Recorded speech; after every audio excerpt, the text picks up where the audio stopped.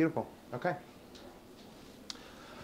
I love it. Wait, I have to clap for audio purposes. I didn't have to clap all that much, but for Clap funsies. on. Clap on. I'm sorry, I had to. That's just like ingrained in my brain. That lives rent free. The commercial? Yeah. It's a good commercial. Yeah. It's from like the 90s or something. I don't know. Yeah, no, I mean, the good ones don't get forgotten, honestly. Exactly. All right. Well, cheers. To the first of many talks in my living room. Yeah. I think this has potential. It absolutely has potential.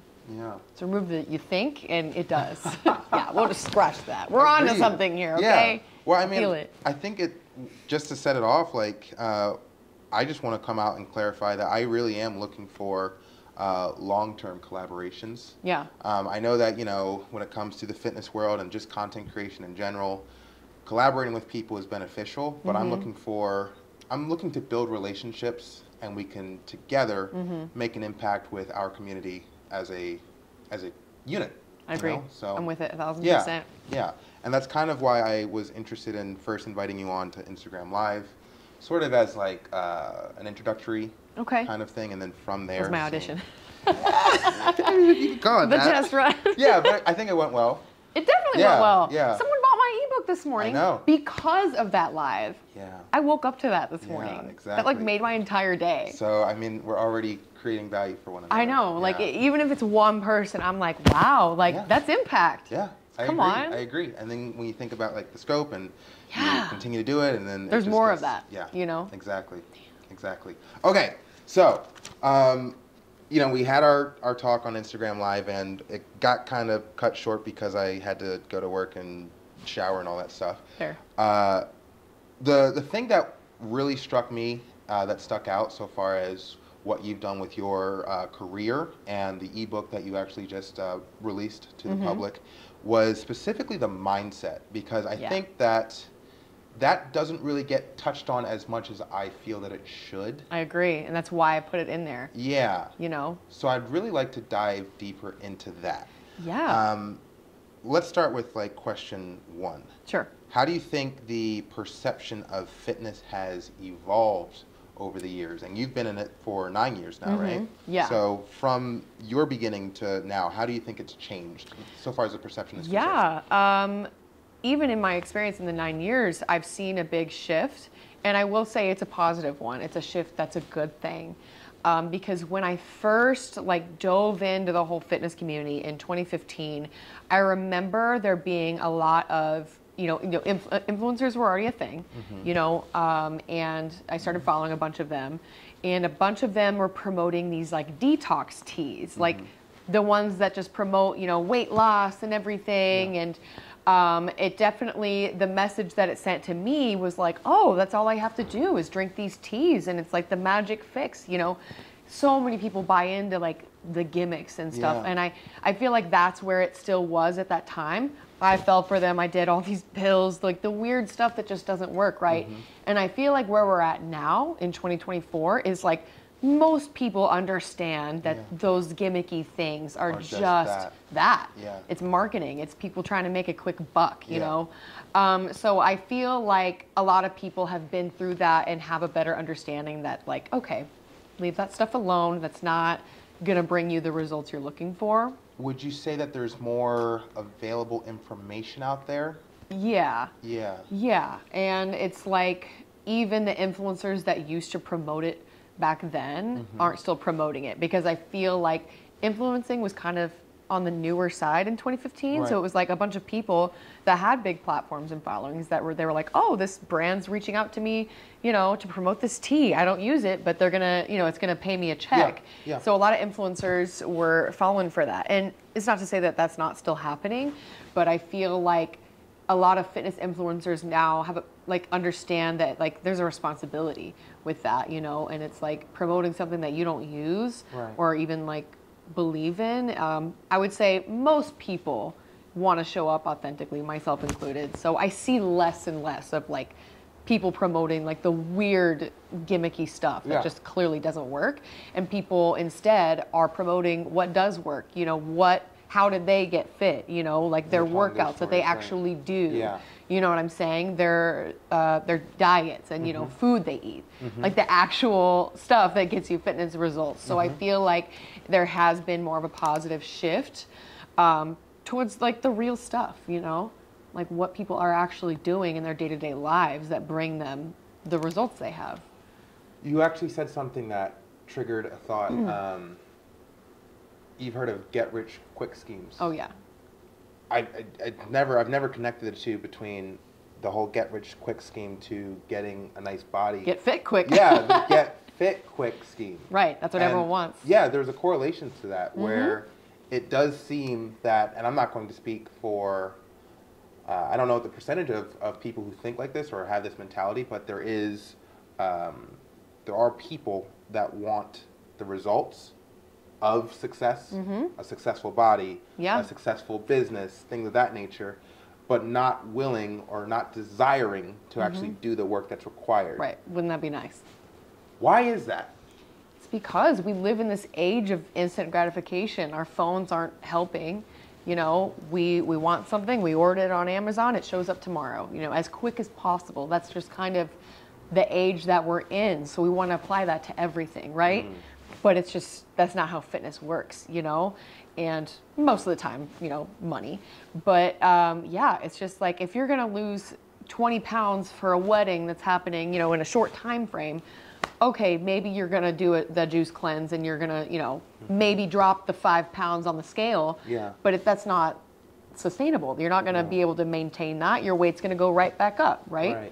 So it's like fitness will always be a long-term game. And it's like the more people understand that, you know, the better they can go into it. You know, having the understanding that like patience is just a part of it, you know? And I also, just to stick with this correlation between getting rich and getting fit, if there were a magic button that could give you $1 million or make you get the dream body from within a 24-hour period, since you didn't actually learn anything, you didn't go through any steps in order to achieve it, for one, it's less valuable. And for two, if it were to go away tomorrow, you would have no idea how to get it back. On your own, right. So... Right, it's like you wouldn't even have the skills to maintain it on your own. Exactly. Because you find that in the process of getting fit, the grueling, ugly process of getting fit. This is the point of the talk that I wanted to have with you. Yeah. Is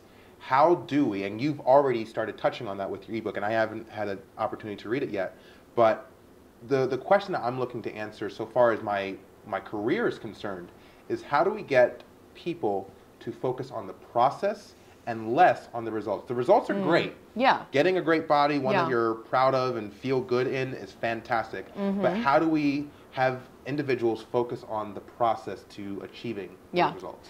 My answer, I would break this into two components. One, you just need to set yourself up with the right habits that are inevitably going to lead to the results that you want, right? Okay.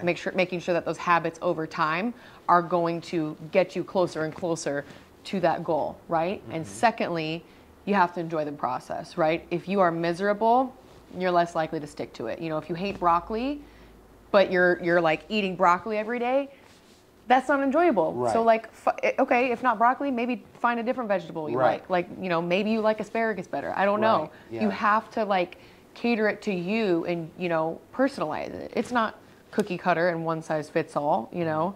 We all have our different tastes and likes, and that same goes for types of exercise.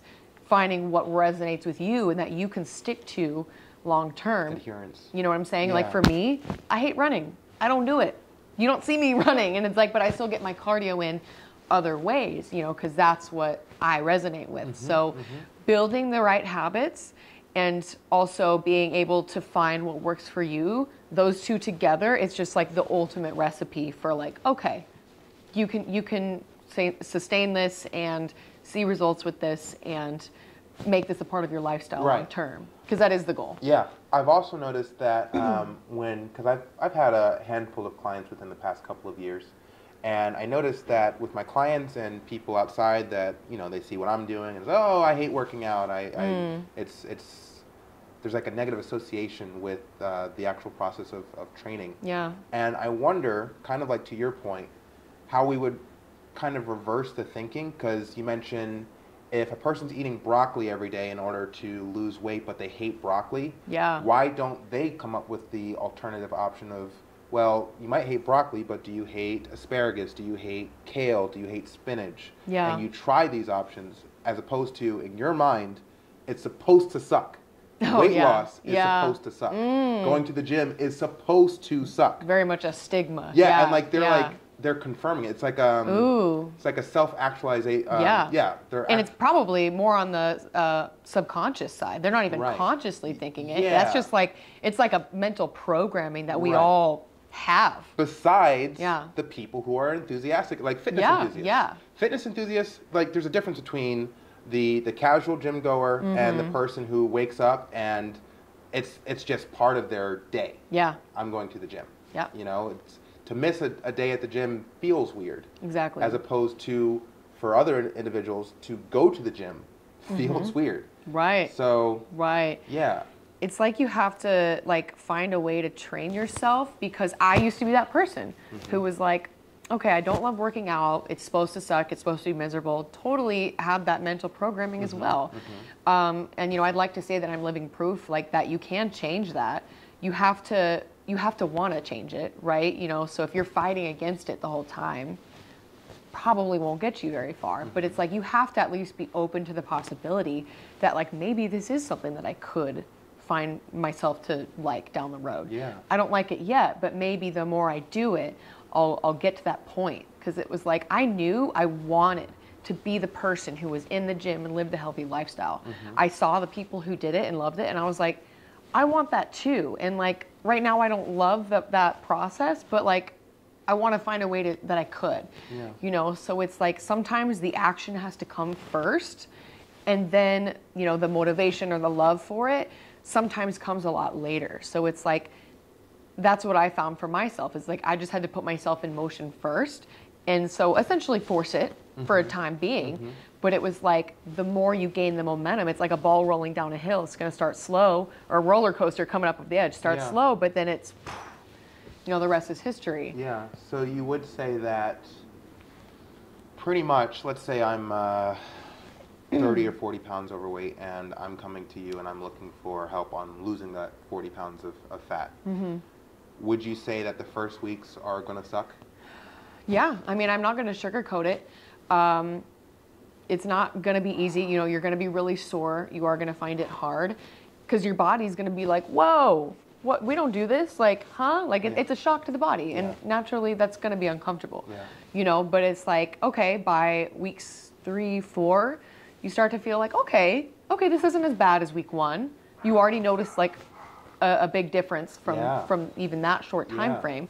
But then like think about later down the road, month 2, month 3, you are even stronger than week 1, like, so you're always getting a little closer to like, okay, you're getting stronger, and that typically starts to build more confidence in the gym, which leads to you enjoying it, right? Because we like to feel confident as people, in whatever that is. I also would say to people in that scenario, a great way to also like build momentum in the gym when you don't like working out is to tie something to it that is enjoyable. Like for instance, like if you're on the treadmill and you're just focusing on the time and how much time you have left, we've been there. That's miserable, tedious. right? Okay. Have a TV in front of you, watch a show, Yeah. or some people, have a book in front of them and read while they do their cardio. Like tying in some form of entertainment to it can help a lot. It helps the time pass, or, same concept of like, working out with a friend. That makes it a lot more fun than being alone and just, miserable in the process. If you're with a friend, you're having fun, you're laughing. Oh, time's up, we're done. Like, cool. Right. So finding those little ways too can also go a long way as well. I like that. Yeah. Could you apply that same problem solving to nutrition? Yeah, I mean, definitely. A lot of people also have the stigma that eating healthy has to suck. It has to taste bad, right? It has to be bland. I totally had the same mentality, but it's like, once you like kind of like start to realize that the fitness people, fitness gurus or whatever, most of them aren't out here eating bland food. Like at the end of the day, nobody wants to eat bland food. Are maybe bodybuilder competitors eating bland food? Sure. that's kind of its own thing. They're competitors. They're yeah. competitors. That's a subset It's that different. Yeah. it's different. Yeah. But it's like I'm out here, exploring with seasonings, sauces. Like there's so many ways to add flavor as opposed to just bland chicken and rice. Like that's miserable. Like, you know what I'm saying? And it's like, I still eat like pasta. I'm eating like I love pasta. these like I love these like little protein pasta I get. I put my ground turkey on it with all my seasonings. I put the pasta sauce. Like it's delicious, and it's like it's still within my macros. It's high protein. I have my carbs because I'm lifting. Your body needs the fuel. Yeah. Yeah. So it's like there's so many ways to like enjoy the food and make it taste good. Yeah. You actually touched on another thing that I'm happy that you did. Cool. So you mentioned macros and how when you cook your food, you're prioritizing, like what you're doing, right?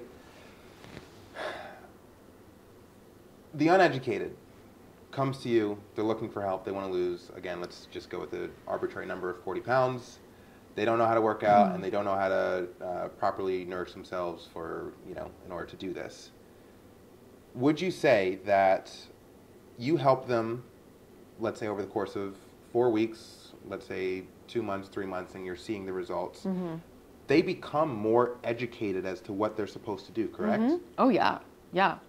Okay, and again, I'm speaking from my own experience. I've only known about nutrition so far as macros and tracking calories and things of that nature for the past 3 years. And now as a result of that information, I find it very difficult to eat outside of the knowledge that I've obtained. Isn't it crazy? However, there's this whole concept of rebounding.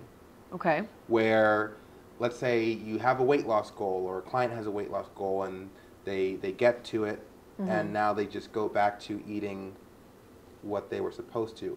Could it be that that person just didn't properly educate themselves? Because I guess what I'm trying to say is I have a hard time, because I'm just speaking from my own experience, I have a hard time imagining being so informed about the right way to actually properly nourish yourself, the positive health and wellness way to do it, and then the wrong way, which is just eating ad libitum junk food. Yeah. And it's not like you're putting bad things in your body, and it's a lot of bad things. Right, the two extremes. The basically. two extremes. Yeah. Correct. Yeah. And it's like, how would a person, after achieving their goals or learning, and perhaps they're not learning, perhaps it's just a trainer telling them, hey, you need to eat this and this and that, and this will get you the results, and then they get those results, and they're like, okay, I did it, and let me go back to... Completely revert back. Yeah. Yeah. Typically, in that scenario, I feel like what you see is like they felt too restricted. Okay. So when a person feels really restricted, like they want to break free. Naturally, that's human nature, right? Like if we feel like we're on a leash, we want to get away, you know? So if someone's been eating on, a diet that's felt too restricting to them, that's typically when you see someone go the complete 180, opposite direction. Because they were looking forward to it the whole time. Yeah. And so it goes back to... You can only do that for however long before you want to cave and, whatever. That's why for me, and a lot of the times tracking meticulously the calories, the macros, that's going to affect each individual very differently, some people are going to like it. Some people are going to like it, but also, people don't always have great relationships with food. So you have to kind of consider what your current relationship with food is before you attempt any kind of, nutrition program. So it's like a lot of people, for instance, the counting and tracking every day, that can be very mentally overwhelming and, kind of also just make you feel trapped. So for some people, they just don't even on a mental level find that is like reasonable or sustainable long term, So in that sense, and I actually cover this in my ebook, I give like the two suggestions of like, you can either track and that's going to give you the most accurate results, fastest results, or you can do intuitive eating. And I kind of also guide people on like, okay, here's how you would approach intuitive eating, but not like go completely off the rails, So it's like, kind of, you would start the tracking route, that's like having your training wheels on. That's the education phase that you're talking about, just learning and understanding the different components, the nutrition, like why, you know, and balancing it all out, right? Putting together balanced meals. And it's like, once you track for like a week or 2 weeks, and like, especially for a person who eats a lot of the same meals and foods a lot, it's like, okay, if you track meticulously everything and then you portion out similarly a lot of the same foods going forward, it's like, okay, you can oftentimes remove the tracking part of it, just keep, you know, in the pattern of what you were doing when you were tracking, and you can continue to see results that way a lot. That's actually what I did when I dropped 40 pounds. I technically wasn't meticulously tracking through the whole process. That's what I did. I started that way, learned what I was doing, and then removed the tracking because I found it to be too mentally like, can't do it. Yeah.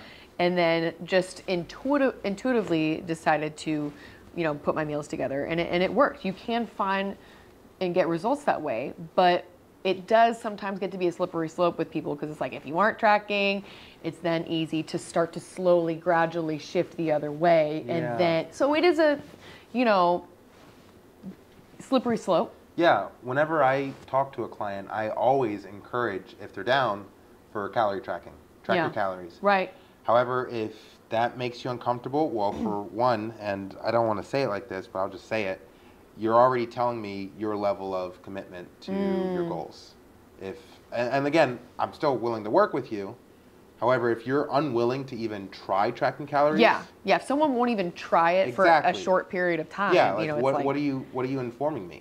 You know, because then we can't even find your benchmark of metabolically what you need. You know, so it's like anyone. It's beneficial for anyone to like pick a week. Track everything. Amen. Anyone can do anything for a week, right? Yeah. That's not that long of a time, you know? So there's my cat trying to chime in. Yeah, track your calories for a week. Yeah. He's like, are you going to put me on a diet? Oh, here he comes. I get it, though. I get it. Oh, here he comes. Okay. Aww. He thinks it's about him. Everything's about him. I'm sorry. No, that's great. That's great. Shoot, I lost my train of thought. Tracking calories for a week. Yeah, and it's like, I think it's fair that a person, you know, if you want to phase on, phase off tracking, if that's like what works for a person, great. You know, like have phases where you're going to be more strict and track, but then, you know, take a break from it, get back to it. A lot of people live their lives that way, and I think that is fine. You know, if you have really like strong goals of like, you know, you want to like get to this physique, tracking's probably going to be the best way to go. Right. You know, but if you aren't going for something like a really, really specific, you know, goal like that, and you just want to like live in that healthy realm, I think that's a very, you know, fine way to live, is, you know, phasing on, phasing off of it for your mental health. Yeah. Because I know that's a big thing for a lot of people, and I've experienced the negative mental health side of it as well. Let's get back into, you spoke about visualization. Yeah. And what you said just triggered my recollection of it. When if you have a strong body goal and you really have an idea as to what you want to look like, then that's kind of when a stricter diet, a stricter workout routine kind of comes more into play. Definitely. How important would you say it is for a person who wants to achieve a better health and wellness routine? How important would you say visualization is? It's major, honestly, because if you can't sit here, you know, at your starting, you know, day one, whatever, and visualize the end result that you want, you know, typically, like if you can't even visualize it, that's a way of saying that you don't even believe it's going to happen. Before you continue, because I know that you went through your own transformation 9 years ago. Yeah. Is that what you did? Did you? Yeah. I think I didn't like do it intentionally. I think I just like, in my mind, I was like, you know, I wanted it so bad. And I touch on this in my ebook. I got to a point where my desire to change was bigger than my fear of changing. It was like, I reached that point, and then I was like, okay, I'm all in. I'm doing this. I went through a breakup that kind of was like the catalyst at the time. You know, I had a lot of, you know, pent up, you know, emotions, anger, just I had to put it somewhere, right? And it was like, I I told you at the time I started following a bunch of fitness influencers on Instagram, and I did find people on there who transformed their bodies, you know, who used to look like me, and then became completely unrecognizable. So like seeing that, I was like, they're a person, I'm a person. If it's possible for them, it's possible for me. Sometimes you literally have to break it down like that, because people as humans love to block ourselves and like feel so like restrictive, like, oh, like, well, it's possible for them, but not for me. And like we place limitations on ourselves. Right. And a lot of people don't even realize they do it, but it's like, I had to like fully be like step back and be like, no, that doesn't even make sense for it to be possible for another human being, but not me. Why not me? You have to get to a point where you say, why not me? And that's when I was like, okay, this feels tangible. Like, okay.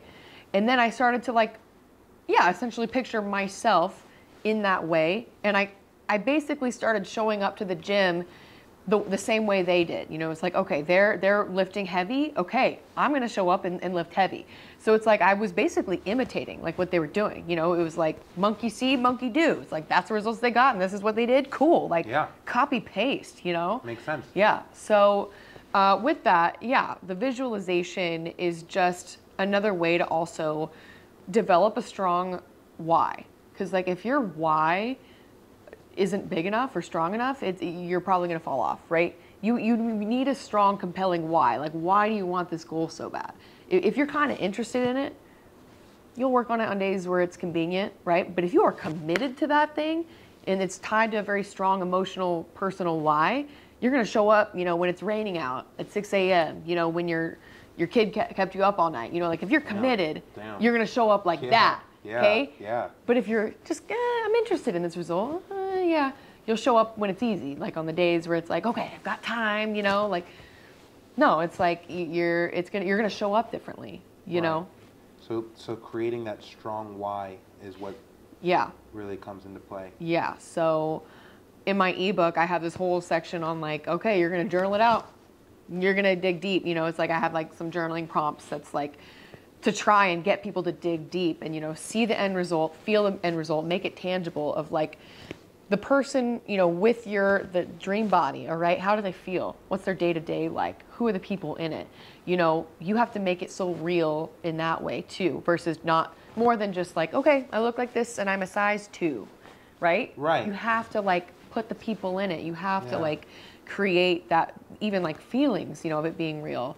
And yeah, like I said, also coming to like a really strong why, because that's something to come back to in that journey a lot, you know, because like you sit out on a weight loss or whatever, you know, fitness journey with emotions, right? You're coming into it with strong emotions, but those emotions are gonna go like this, you know. You're not always gonna be in the height of that. So like when you start to like feel the motivation falling off, as people, you know, describe it, you have to find a way to bring yourself back to the original feelings of when you set out on the goal.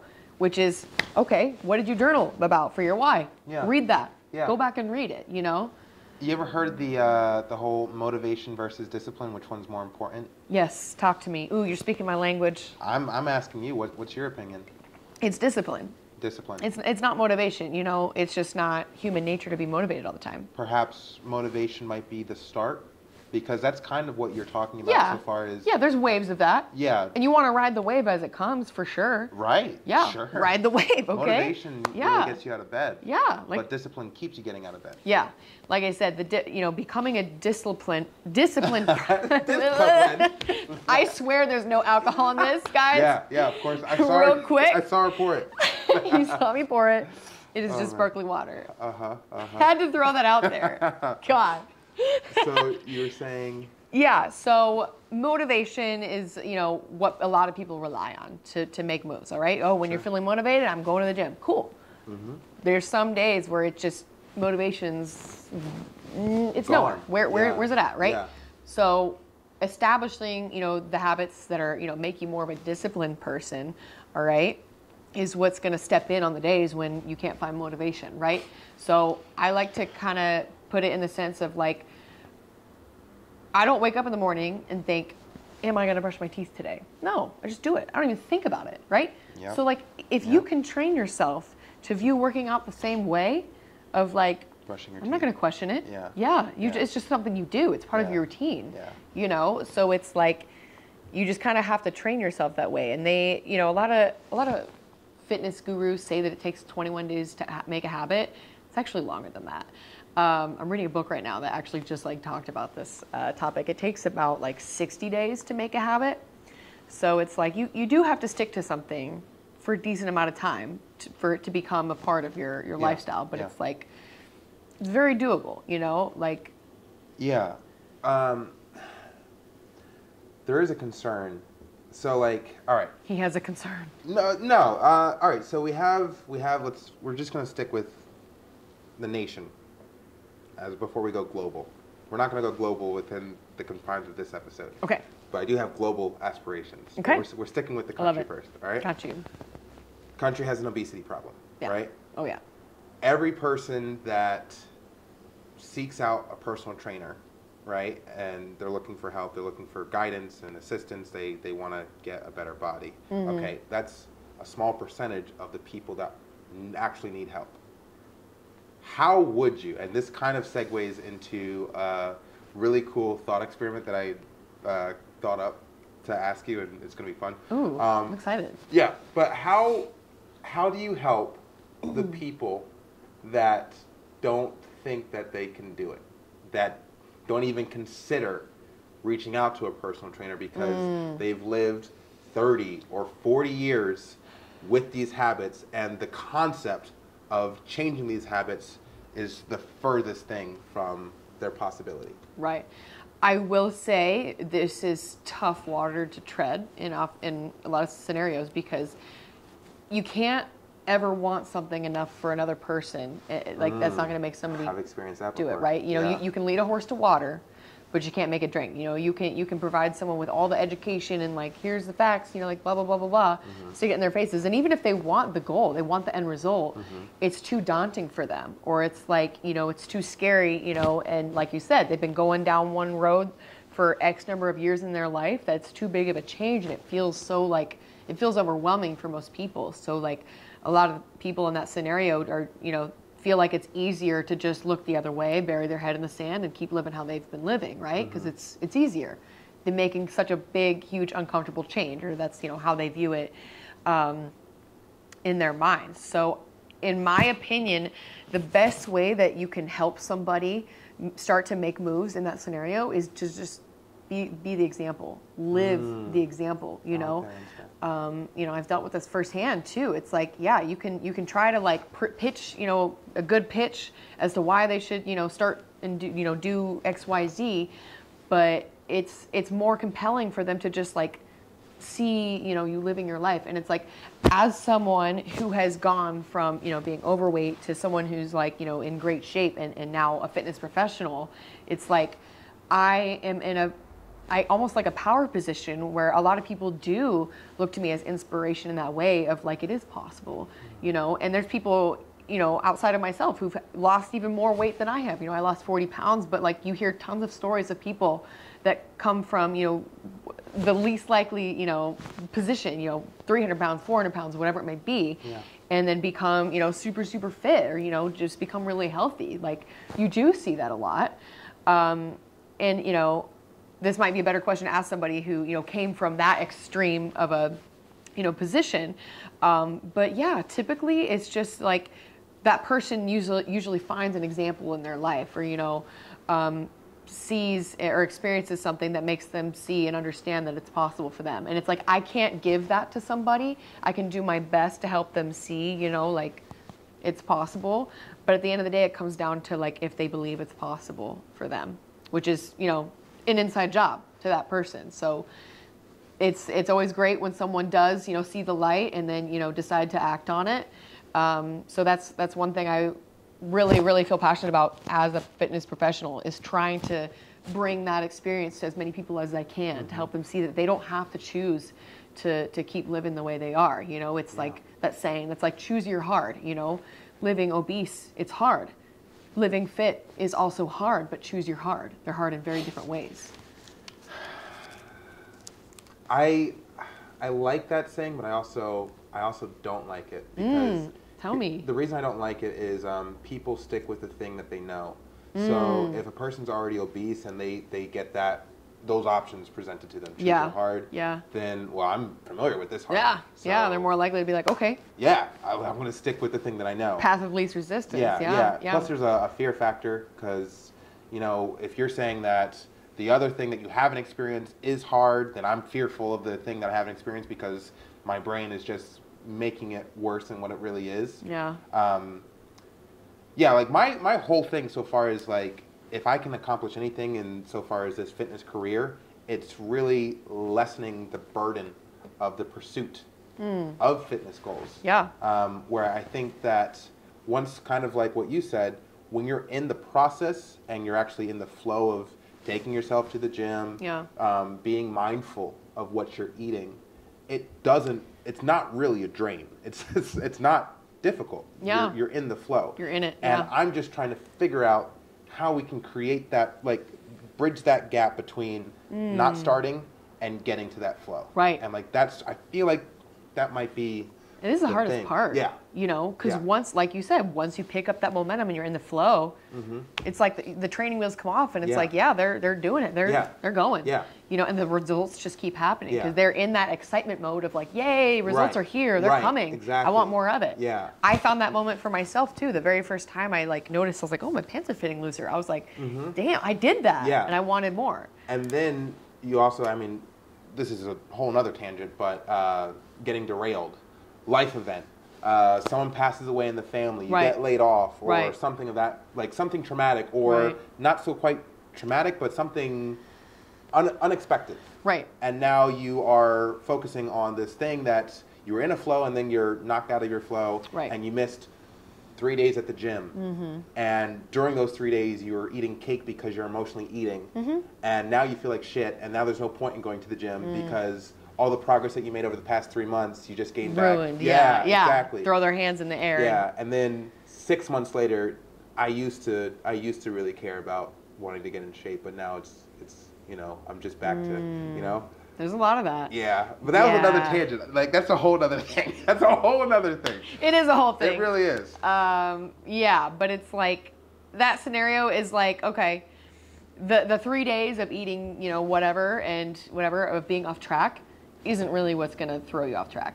Like, I just went home for Christmas and ate whatever the heck I wanted for 10 days yeah. and didn't even care because I was like, this is a one-off, you know, I'm gonna enjoy my time, enjoy my break Yeah. because I knew I was gonna get back to, Yeah, you know, and you knew it. to the grind. That's the thing. Like, you knew it. Right. Yeah. But a lot of people, they kind of like in their head, like that 3 days is so like, oh, I lost all this progress, when they really didn't. But what happens is that mentality of like, oh, I messed up, it leads to the continuation of that behavior. Then you're finding yourself farther and farther and farther from, you know, the good patterns that you were, you know, Yeah. in that flow of. But it's like, it's usually never the initial cheat meal or cheat day Or cheat that week. really yeah, because 1 week in the grand scheme of, you know, We're doesn't talking really do hundreds much of weeks. either Yeah. direction. Yeah. 1 week of eating bad when you're a clean eating freak doesn't do much. Vice versa, 1 week of eating clean when in a whole lifetime of eating bad doesn't do much. yeah. So it's like you just have to understand that, okay, had a few days that I messed up.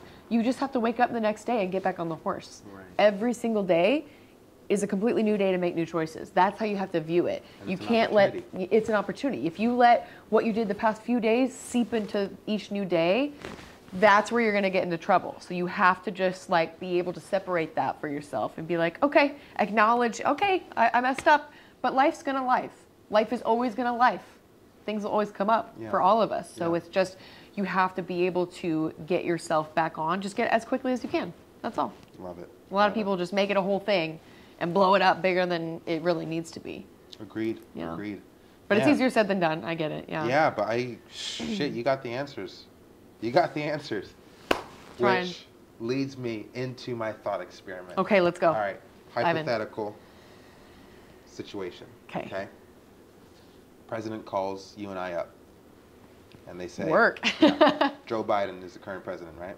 Yeah, we're going to go with that. It's 2024. All right. For now. Yes, for now. Joe Biden calls me and you up, and he says, Katie and Sean, I am looking for a promotional campaign to make fitness and nutrition more prioritized in the country. You have a very big budget. Take your best stab at it. Ooh. I'm looking for creative ideas and Yeah. strategies to Yeah. implement a new way of thinking about fitness and nutrition. Lay it on me. Big budget. That's quite a responsibility. I know. And I feel like after talking to you for the past hour, you might be the right person to ask. Oh my God, I'm honored. I don't take Yeah. that lightly. Wow. Wipe tears. My first instinct to this question is, because I mean, this is America. We love things easy. We love things fast. So it's like what you want to promote in that sense would be, you know, how to make it the easiest process possible. Now we know fitness isn't something that you can snap your fingers and get because it is an instant gratification, but it's like you can make it affordable, you can make it enjoyable, and drawing more appeal to, and like bringing up the light of those aspects of fitness versus like, you know, what people, you know, fear about it, you know, like, oh, it sucks, like, you know, it's not fun. But it's like the more you can paint it to like the picture in the light of being fun, like, you know, of like working out, like I said, with your friends, or like making it entertaining. Like there's a lot of like really cool fitness classes that are like becoming more and more popular. Like I went to a fitness class a few weeks ago. It was like a club. It was like the lights were off. There were like disco. It was like a vibe, and it was like a treadmill class. I hate the treadmill. Yeah. I told you, I hate the Yeah, treadmill. You yeah. don't see me like running. Yeah. But I was in this class and there's like an instructor leading it, and I was like, ooh, like there was like music playing, like I said, lights, and Yeah. like having us do like these side like gallops on the treadmill. I was like, I've never done that on the treadmill before, but it was fun. Huh. It spun something that I normally hate and spun it in a way that was like a really good time, and like the time flew, like because it was like a 45-minute class, and I was like, oh, we're done already? Like it made it really fun. So it's just like being able to blow up the things about it that could make it more appealing, you know, to get someone to be like, okay, if it was more like that, then okay, maybe I would consider going to the gym, or, you know, maybe I consider, you know, whatever that would be. Yeah, so trying to, I guess, like embellish it. So like it's still fundamentally what it is, you know, you're exercising or you're eating healthy, but like not making it so scary, and like basically just trying to remove the stigma. All of the stigmas about fitness, like let's just throw them away. Like I just like if we could all just like wipe our old previous programming about fitness and just like have a clean slate and like just, you know, all got on the same page of like you can love it, you can learn to love it, because there's people who do. So like clearly there's likable things about it. The ways to do that, I guess, would be the hurdle. Yeah. Want to hear my idea Yes. for the ways to remove the stigma? Yeah. So you got the superhero craze, Marvel Cinematic Yes. Universe, and Yes. DC and all that stuff, Okay. right? And the way that Marvel kind of did movies and television shows, and it's all interconnected. Yeah. I have this really cool idea. Let's say in the hypothetical, and we're sitting down with Joe Biden, television show about fitness with characters that are recognizable, that stand as the examples as to the transformations that they've achieved. Huh. And we actually turn these, let's say, fitness professionals into modern day heroes as the leading examples as to what a person can achieve if they set themselves to the task. Now, the important aspect of the show is not necessarily to remove the concept that fitness is hard, but to make it worthwhile. Ooh. To create the reward Yeah. of creating that routine, that discipline, and seeing that what occurs as a result of committing yourself to the process is far more rewarding than if you didn't commit.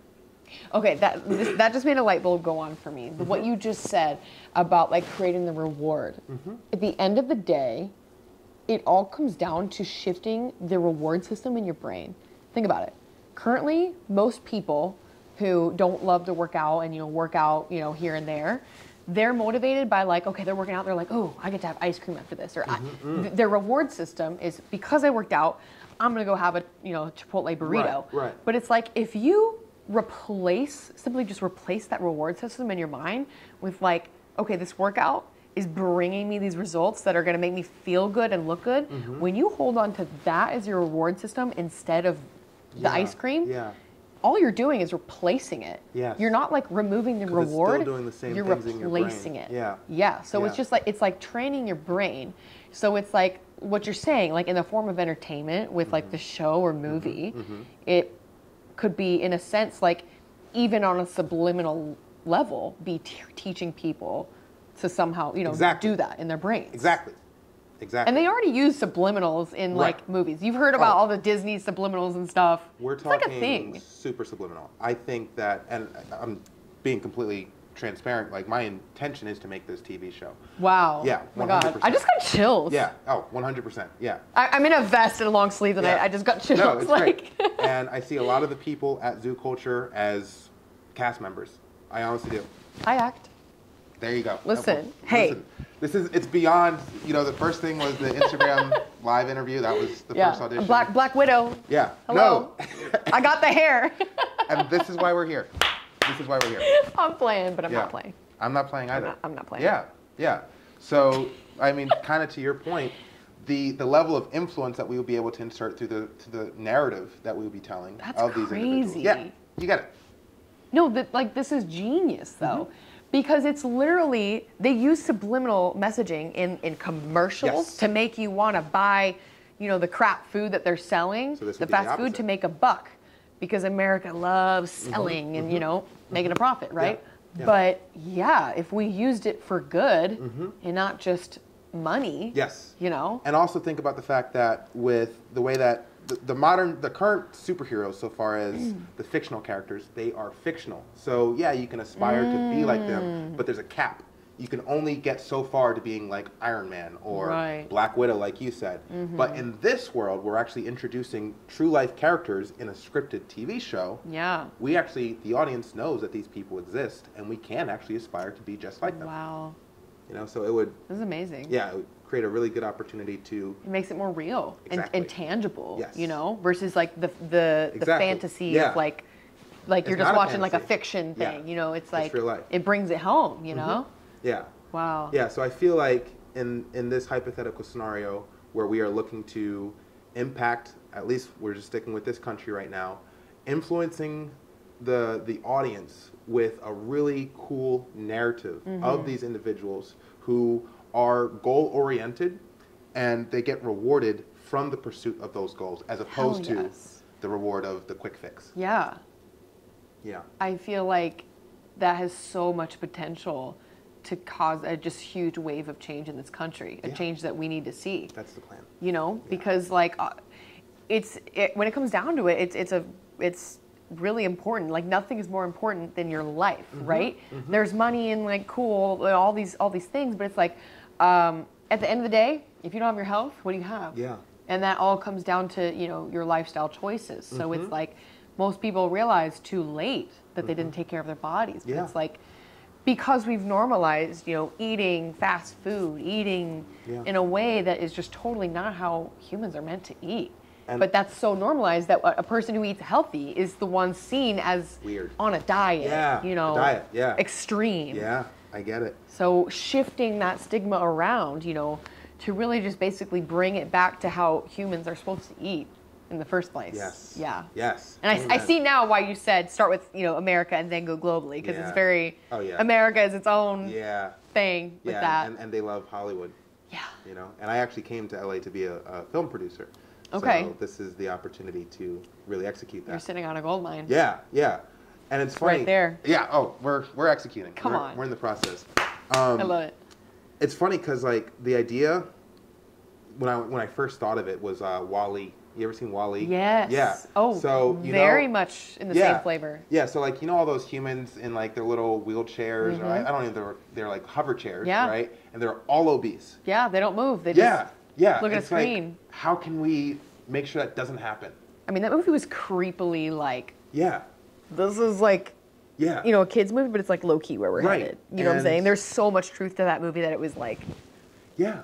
And like my whole goal so far as the impact that I want to leave on this planet by the time I'm done is to have individuals be more goal oriented Yeah. and focus on the completion and the achieving of their goals, as opposed to the quick fixes of just lounging around watching Netflix or YouTube videos or things of that nature. That's one way to exist, but my intention is to offer an alternative.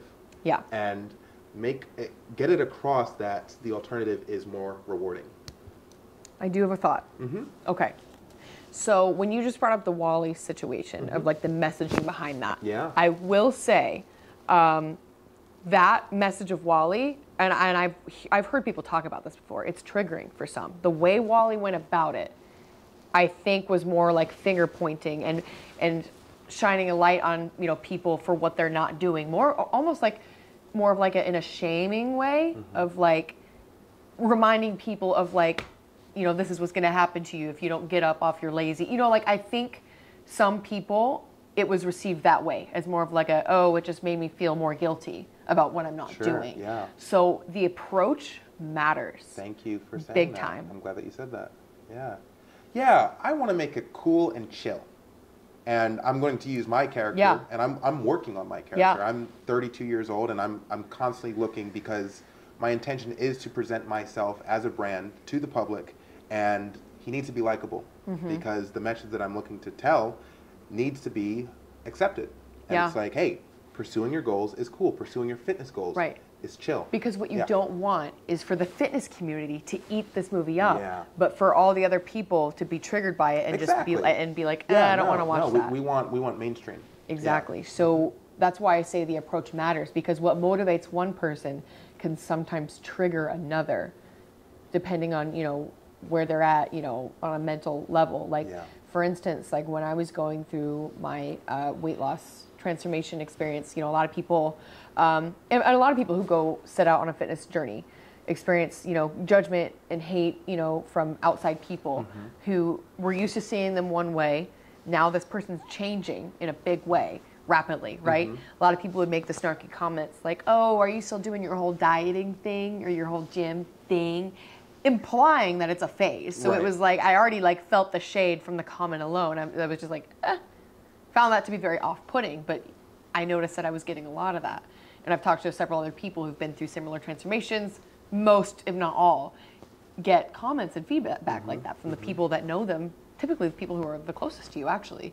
So what happened to me was, you know, I found myself in the flow and the excitement of my journey. I was losing weight already, and I was posting a lot about it on social media and stuff. I actually had some like of my peers like unfriend me that, you know, weren't, you know, fit, you know, and unfriend me during this process. And years later, now I look back and I'm like, it's because they were triggered by it, you know, in the current, you know, the present moment when it was happening. I took it really personally. I was like, oh, well, they hate me. But it's like, no, they found it really triggering. And so that's why I bring that up. It's like what I was sharing was motivating a lot of people. I was getting positive feedback. People were like, oh my gosh, it's amazing, proud of you, keep going. But there were some people, it's like them seeing my achievements and what I was doing, just in their minds shined a light on what they weren't doing. So that only heightened their insecurity. So it's like finding the right way to get to those people is tough. Yeah. It's a huge challenge. Yeah. But I don't think it's impossible. So like this would just have to have the exact right approach. You know, if you miss that even by like an inch, it can be received wrong, you know. So I put that out there as it's just a very real experience and thing that happens, you know. I like it. Thank you for sharing that. That's very good perspective and something for me to further consider. Yeah, you know. Yeah. Like I said, added challenge, but it's not impossible. There has to be a way, you know. And I also have to understand that you can't get 100% completion rate on anything. Right. You know, when it comes to... Never going to be everyone's cup of tea. Yeah, and it's not mind control. It's just suggestion. We're suggesting that health and wellness is something that you should prioritize. Yeah. Yeah. And we just got to suggest it in a very cool way. Yeah, making it like tasteful, digestible to the masses is really the ultimate goal of that. But you're definitely on to something that's amazing, you know, because it's literally using methods that are already being utilized, but it's like shifting, you know, them for a better reason, in my opinion. I agree. Wow. I agree. Wow. This is huge, and I'm so excited to like watch you Yeah. develop that. And just to level set you, this is like my life's work, so it's going to be over the course of years. Wow. I would love to have you involved as much as you would like. I'm in. Okay. Consider this my official like. Dope. What do you need from me? Okay. I got you. Put me in, coach. Yeah. So full disclosure, the scripted content doesn't start until like 3 or 4 years from now. Yeah. Right now I'm working on a documentary. Gotcha. So right now everything's unscripted. This is unscripted. Yeah.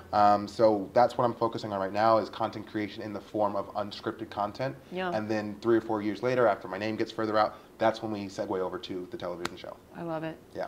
You're on track. You're making the right moves. Like Yeah. it's inevitable. Oh yeah. I already know all that. It's going to be great. So He's already visualized it. yeah. It's going. Right now, I'm just focusing on the execution. That's amazing. And recruiting. So Wow. yeah. Look at this all coming together. Well, that's it. Beautiful thing. That's it. Yeah. That's it. Yeah. Boom. Boom. Ah. Shred Talks. Shred Talks, baby. More coming Episode. Well, this is weird because One of the podcasts. Yeah. Let's go with that. Can we do Another cheers. another cheers? Hell yeah. That's To our in order. sparkling beverage. To a sparkling beverage. Non-alcoholic, We're literally not joking. There's no alcohol. but it's still tasty. Yeah. Cool. Well, I love thanks for checking in. Hell yeah.